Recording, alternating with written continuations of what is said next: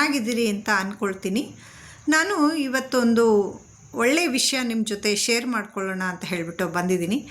ನಾನು ಬುಟಿಕ್ ನಡೆಸ್ತೀನಲ್ಲ, ಆ ಬುಟಿಕ್ಕಲ್ಲಿ ಯೂಶ್ವಲಿ ನಾನು ಸ್ಯಾರೀಸ್ ತರಿಸ್ಬಿಟ್ಟು ಸೇಲ್ ಮಾಡೋದಕ್ಕೆ ಅಂತ ತರಿಸಿದಾಗ, ಅಥವಾ ನನ್ನ ಕಸ್ಟಮರ್ಸ್ ಸ್ಯಾರೀಸ್ಗೆ ಫಾಲ್ ಹಾಕೋದಕ್ಕೆ ಅಥವಾ ಕುಚ್ಚು ಹಾಕೋದಕ್ಕೆ ಅಂತ ಹೇಳಿಬಿಟ್ಟು ಕೊಡ್ತಾರಲ್ಲ, ಆಗ ಆ ಸ್ಯಾರೀಸ್ ಫೋಲ್ಡಿಂಗ್ ನೀಟಾಗಿರಲಿ, ಟ್ರಾನ್ಸ್ಪೋರ್ಟೇಷನ್ ಈಸಿ ಆಗಲಿ ಅಂತ ಹೇಳಿಬಿಟ್ಟು ಸ್ಯಾರೀಸ್ ಮಧ್ಯದಲ್ಲಿ ಪೇಪರ್ಸ್ ಇಟ್ಟಿರ್ತಾರೆ.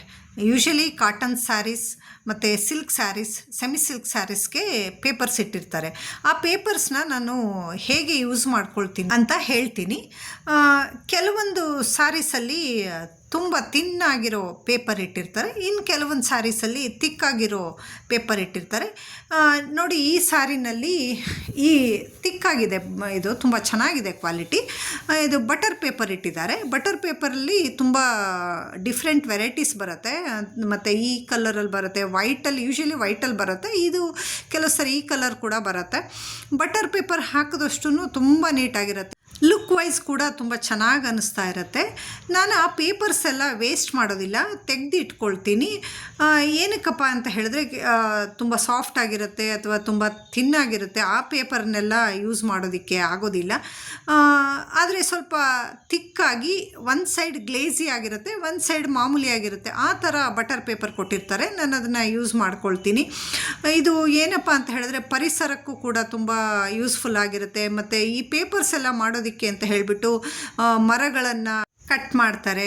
ಮತ್ತು ಆ ಪೇಪರ್ನೆಲ್ಲ ನಾವು ಈ ಥರ ಯೂಸ್ ಮಾಡ್ಕೊಂಡ್ಬಿಟ್ಟು ಬಿಸಾಕಿದ್ರೆ ತುಂಬ ವೇಸ್ಟ್ ಆಗುತ್ತಲ್ವ. ಎಷ್ಟು ಸಾಧ್ಯನೋ ಅಷ್ಟು ವಸ್ತುಗಳನ್ನು ನಾವು ರೀಯೂಸ್ ಮಾಡ್ಕೋಬೇಕು ಅಂತ ಹೇಳಿಬಿಟ್ಟು ನಾನೇನು ಮಾಡ್ತೀನಿ ಗೊತ್ತಾ, ಎಲ್ಲ ಸ್ಯಾರೀಸ್ನೂ ಓಪನ್ ಮಾಡ್ತೀನಿ, ಮಾಡಿಬಿಟ್ಟು ಪೇಪರ್ಸ್ ಎಲ್ಲ ತೆಗೆದಿಟ್ಕೊಳ್ತೀನಿ. ಪೇಪರ್ಸ್ನ ತೆಗೆದಿಟ್ಕೊಂಡ್ಬಿಟ್ಟು ಅದರದ್ದು ಕ್ವಾಲಿಟಿ ಚೆಕ್ ಮಾಡ್ತೀನಿ. ಕ್ವಾಲಿಟಿ ಚೆಕ್ ಮಾಡಿಬಿಟ್ಟು, ಅಂದರೆ ಇನ್ ಕೇಸ್ ನಂಗೆ ಅದು ಯೂಸ್ಫುಲ್ ಆಗಿದೆಯಾ ಅಥವಾ ಇಲ್ವಾ ಅಂತ ಹೇಳಿಬಿಟ್ಟು ಚೆಕ್ ಮಾಡ್ಕೊಳ್ತೀನಿ.